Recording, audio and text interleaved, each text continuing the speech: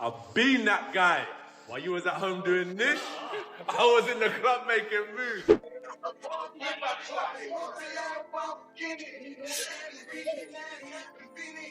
Jake Paul, if this is not going to be, curated into a little dance around exhibition, could find himself in a way of getting seriously hurt here, like Francis Ngannou did. Francis Ngannou was an MMA fighter that got blasted out by Anthony Joshua. Anthony Joshua has finally broken his silence after Jake Paul's new training footage sent shockwaves across social media, with fans dissecting every slow-motion punch and power combo from Paul's latest camp video. Joshua's reaction adds fresh fuel to the growing hype. As a former unified heavyweight champion, AJ isn't easily impressed, but he's clearly paying attention. And with Paul looking sharper, faster, and more disciplined than ever, Joshua's response hints at both respect for Paul's improvements and confidence that experience will prevail when the two finally touch gloves on fight night. And Anthony Joshua should not get in the way of Fury and Joshua, really, in my view. It's an absolute joke. It shouldn't be sanctioned. I really don't believe it should be sanctioned. I have a sneaking suspicion that it would be a very big fight. But the biggest thing is us rubbernecking to actually see if they do get to the point where they step in the ring together. Because Jake Paul's an area-level fighter, a British area-level fighter, and Anthony Joshua is still a killer and a live heavyweight. That should not be sanctioned anywhere in the world, in my view. It's dangerous, mate. Very dangerous. It brings the sport into disrepute. The people that are talking about organising that, they should have a real hard look at themselves. But even Eddie Hearn's kind of teasing he doesn't like it, but you can see the glitz of dollars. There's no price. There is no price. There shouldn't be. There's absolutely no price on the planet in order to make. In a 2025 interview, during Paul's early boxing career, Joshua provided a surprisingly warm endorsement when asked about Paul. Joshua simply said he's good for boxing. That early comment showed a willingness to acknowledge Paul's role in elevating public interest in the sport, even if many doubted his long-term prospects. Fast forward to the present, the fight is no longer hypothetical, and the stakes have soared. Paul, with a 12-1 record and 7 KOs, steps in as the biggest challenge of his career. Joshua, once a unified world heavyweight champion, carries a 28-4 record. Paul's trying to fight Anthony Joshua now. How do you think that's going to go? Man, Anthony Joshua, I don't know why I think Anthony Joshua would knock him out. No disrespect to Jake Paul, I think Anthony Joshua would knock him out. I'm saying like within like 2-3 rounds. Yeah. You saw what Anthony Joshua did to Francis Ngannou? Yeah. Come on, I never seen Francis get knocked out. Yeah, that was huge too. Yeah, I mean, they're both huge. Yeah, he's huge. But you got to hear the story. You got to get Francis Ngannou in here and hear this story though. I'd love to. Bro, he was set up though, for real. I believe on that fight? Yeah, I believe him because here's what they do. Like sometimes what people don't understand. Like in boxing too, I don't know a whole lot about boxing. You know, when you fight for promotion, they promote that fighter. So he's fighting in Saudi Arabia. So they was probably fighting at 3 a.m. and they had him in the locker room since like 12. In their first public face-off during the press conference on November 21st, Joshua didn't mince words. He emphasized the professionalism of the bout, underscoring that it is a massive, colossal, and high-profile sporting event combining marketability with skills. He warned that his focus is solely on the fight, no mercy. At the press conference for their upcoming bout scheduled for December 19th, Paul was asked what he expects to weigh. He responded that he had recently been cutting weight for a different fight, meaning he'd been working to drop pounds, which makes the jump to this heavyweight showdown more challenging. He estimated his weight somewhere between roughly 215 pounds and 225 pounds. Good team, nothing negative. He's here to do his job. I could sit up here, as I said, and try and address all the things that Jake doesn't do good. But I'm fighting the Jake that's going to do everything good on December 19th. So let me focus on that. He's a good person, does his thing, great team around him, puts in the work, and that's why he's sitting here now. Anyone out there in the world that works harder than the next person deserves to be a front runner, and he's a front runner in the boxing game right now. Respect. Jake, can I ask, it feels to me from afar, you're in a bit of a lose-lose here, because it seems like a lot of people want to see you get obliterated, right? A lot of people want to see you get your comeuppance. And if you do pull off the upset, or if this fight goes the distance, again, the whispers will start to come. People will discredit you. People will say, this, that, and the other about the fight. How do you balance that, and how do you deal with that? Man, I've already won at every single thing in life. I'm playing on house money. I've accomplished all my dreams, said everything I was going to do, from becoming, the first influencer to become an actor on Disney, to becoming the biggest YouTuber in the world, to rising to the top of boxing and having the largest viewed fight in the history of the sport. I've accomplished everything, so this is a win-win and another challenge for myself. I've never been knocked down or knocked out even in sparring, but I'm in a sport where that happens, and I know this is dangerous, but this is no different than a soccer player, you know, losing in the World Cup on the biggest stage. If that's how it goes, if I take one of those punches that Francis Ngannou took and I'm on the canvas, let's see how tough I am. Let's see if I can get back up. But I'm ready for that. I'm prepared for that mentally, and I know that he has to deal with me as well. This is not as one-sided fight as people think, and I have power. I have the ability to put people to sleep, and so that's why I took this challenge. And I know it's crazy and all of that, but I'm excited. I'm genuinely excited. My team's excited, and everyone believes in me, and that's all that matters. How much do you expect to weigh on fight night? Man, I was cutting down for Gervonta, so it's been a little tough getting back up in some strength for this, but anywhere 215 to 225, we'll see. Okay, and I want to clear something up with you, AJ. I saw in the press release that it said that on weigh-in day, you can't weigh above 245, but post weigh-ins, you can weigh whatever you want. There's no rehydration clause or anything like that. Is that accurate? Whatever it says, yeah, I think that's the case. But my focus, 111 kilograms is what I got to weigh in at, right? I do kilograms, not Yeah, I pounds. don't know. You stumped me on that one. What is 111? Should I look it up? Jake Paul says this fight is his moment to shut up every critic who has always claimed he only picks small or washed-up opponents. He argues that by facing Anthony Joshua, a true heavyweight and former world champion, he's finally proving he can compete at the highest level. According to Paul, when he beats Joshua, every doubt disappears. No one can deny me. The Jake Paul versus Anthony Joshua fight will be a fully sanctioned professional heavyweight bout under the Marquis of Queensberry rules. They'll fight over 8 rounds, each lasting 3 minutes, and both boxers must wear 10-ounce gloves. Crucially, Joshua must weigh in at no more than 245 pounds, adding a strict limit to keep things competitive. A winter loss will count on each fighter's professional record. This is the real deal. Fight a real boxer. They said, fight someone your size. They said, fight a world champion. We looked at a long list of supposed fighters for me to fight. The world. Make no mistake, this is the biggest fight of my career. I'm walking into the lion's den. I'm doing something that no one else has ever done before. I, Jake Joseph Paul, will knock out, defeat, and embarrass Anthony Joshua Friday, December 19th, live on Netflix. My voice cracked, I'm still going through puberty. The biggest fight of 2025, USA versus UK. He's got the belts, the size, the history, but I have the balls. Be careful what you wish for. Jake versus Joshua, Judgment Day. He has a 90% knockout ratio, but I have a 100% chance. Teddy Atlas has a cautiously intrigued take on the Jake Paul versus Anthony Joshua fight. While he warns that it might be a step too far for Paul given the huge gap in class and experience, he doesn't dismiss the matchup outright. He points to Joshua's recent knockout loss and long layoff, suggesting that some ghosts in his attic could make him vulnerable.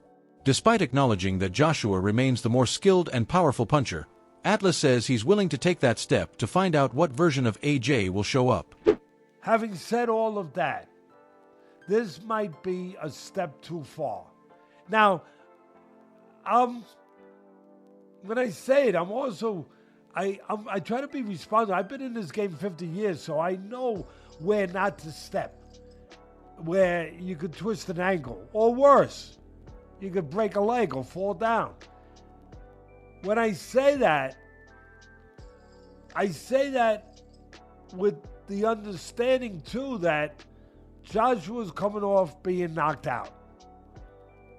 Joshua hasn't fought for a year, right? But it's about a year. And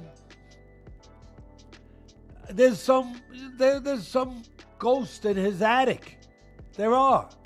I mean, I don't know. I don't know if he's gotten rid of some of them, but I know that in the position of a fighter coming where he's coming from, there are ghosts in your attic.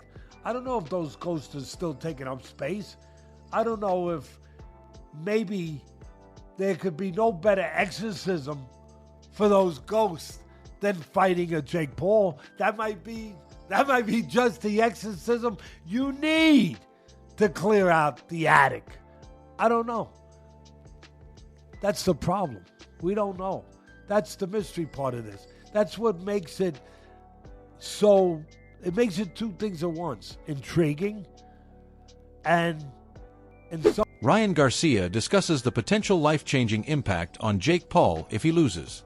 He points out that Joshua's power is not to be underestimated and that a defeat could affect Paul not only in the immediate physical sense but also in terms of reputation and career trajectory. The experience could be transformative, highlighting the immense challenge Paul faces. Garcia emphasizes that Joshua's punching power and skill make this fight a serious test, and the consequences of failure are tangible. Training, preparation, and awareness are critical for Paul to navigate the risks that Joshua's presence in the ring presents. One of the major concerns around Joshua taking on Jake Paul is that AJ has only had 2 fights in the past 2 years. After a split decision loss to Alexander Usyk in 2022, Joshua has been more sporadic. Jake Paul by Anthony Joshua. Anthony Joshua? By far? Yeah. Too easy. Why did he take that fight? I think he didn't have no opponents and he wanted to make Netflix happy and I think he made a misstep. I think he was handling his career perfectly. Yeah. I think he would have beat Gervonta. I think he would have beat Gervonta too. But I think this is a big misstep. I think he let his ego get in from him and Jake Paul stepping into the ring with Anthony Joshua isn't just a huge gamble. Many experts believe it's a major risk to his health.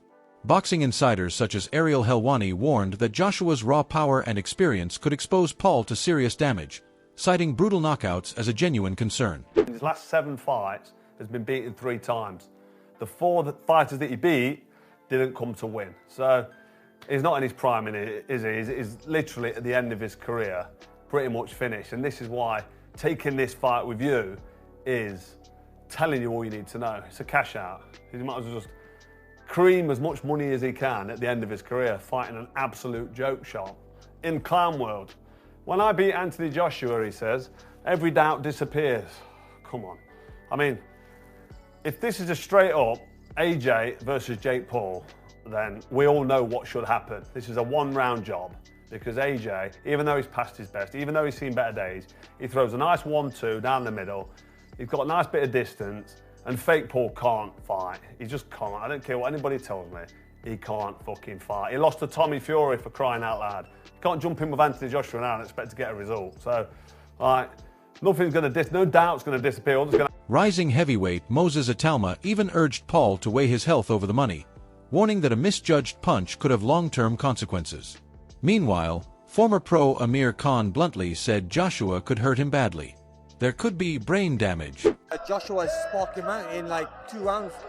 Really? No, why do you look surprised when I don't. I'm not disagreeing with you. I'm just saying. Come on, bro. You're fighting one of the best heavyweight fighters in the world against a YouTuber. Come on. Respect the sport of boxing. And if AJ has to go in there and show these influencers that, listen, you can't fuck about with boxing. You know what I mean? Someone's going to get hurt badly. And this could be one of the first fights where a fighter gets hurt badly because if you look at the size difference and the power difference, I mean, bro, there could be brain damages going on. I mean, AJ could hurt him badly, you know. Well, when you look at Francis Ngannou, who's one of the most fearsome combat styles there is. I know it's MMA, but we saw what AJ did to Ngannou. So, and that's why you don't look. You can't be surprised if AJ is going to do the same to. What's it called again? MMA fighter Darren Till has weighed in on the controversy, calling Jake Paul's call-out of Anthony Joshua disrespectful. He believes that Paul, despite his marketing skills, has not earned the right to challenge one of boxing's biggest names. Many in the boxing community share Till's sentiment, feeling that Paul is stepping too far out of his league. Is it all just, does he actually believe that he can beat Anthony Joshua? Is it all for clout? Is it all just to keep his... I don't know. I mean, fucking... It's a little bit disrespectful as well. Anthony Joshua hasn't fucking been a heavyweight world champion, beating all these absolute killers just to get called out by Jake Paul. But look, if Jake Paul believes in himself, then, you can't really fault that. Obviously, but sometimes it comes across as a bit bit delusion as well. Because I know for a fact that I'd fight Jake, I'd beat him up easy. Not easy. David Haye has issued a dire warning about the upcoming Anthony Joshua versus Jake Paul fight, calling it a blatant mismatch. Speaking to Sky News, Haye argued that Joshua could inflict horrendous damage on Paul and expressed serious concern that Paul's safety is at risk. He bluntly suggested that if Paul underestimates Joshua's size, power, and experience, the fight could end up being his last day on Earth. There's a massive physical gap between Anthony Joshua and Jake Paul. Joshua stands at 6 feet 6 inches with an 82 inches reach, while Paul is about 6 feet 1 inch with a 76 inches reach. Joshua typically weighs around 240 to 245 pounds, but for this fight, he's capped at 245 pounds. In contrast, Paul spent most of his career as a cruiserweight and has only bulked up to around 227 for his previous heavyweight outings. This size and weight advantage could give Joshua a serious edge in power and reach. Money fight, £100 million potentially. Are you confident it'll happen? I wasn't confident when I first heard about it. It sounds like one of those fairy tale fights that people talk about but don't actually get over the line. I heard this 3-4 months ago. I just dismissed it. I heard it a week ago. I went along with it, but deep down I thought this isn't going to happen. And today it's been made official. Jake Paul is going to get in a ring in a boxing match, boxing gloves, to mix it with one of the most dangerous heavyweights on the planet. Someone who is Olympic gold medalist, won the heavyweight championship twice. Although he lost his last fight against a very good Daniel Dubois, he's a top 10 heavyweight on the planet versus internet sensation, someone who's a latecomer to boxing and has boxed at a very moderate level. I'm talking domestic level. And he lost to Tommy Fury, for instance. And Tommy Fury, who he lost to, versus Anthony Joshua, they're two completely different sports. So I commend Jake Paul for putting himself in harm's way, because boxing is a dangerous game. People have died in the ring. People have been seriously injured, maimed. And he believes in himself enough to do it on a massive scale, because it's not about the money. He's got enough money. This is him wanting to push the boundaries of reality. He's manifested an amazing life for himself. He's a superstar.